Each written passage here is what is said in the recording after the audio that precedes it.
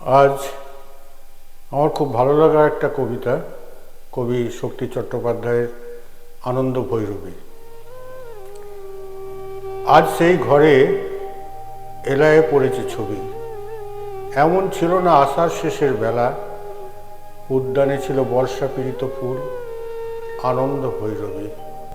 আজ সেই গোঠে আসে না রাখাল ছেলে, মোহন বাঁশিতে কাঁদে না বটের মূল, বর্ষা এখানে কোদালে মেঘের ফাঁকে বিদ্যুৎ রেখাখানে। সে কি জানিত না, সে কি জানিত না এমনই দুঃসময় লাফ মেরে ধরে মোরগের লাল ঝুঁটি।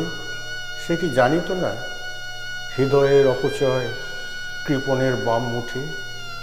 সে কি জানিত না যত বড় রাজধানী তত বিখ্যাত নয় হৃদয়পুর। সে কি জানিত না আমি তরে যত জানি আনক সমুদ্র।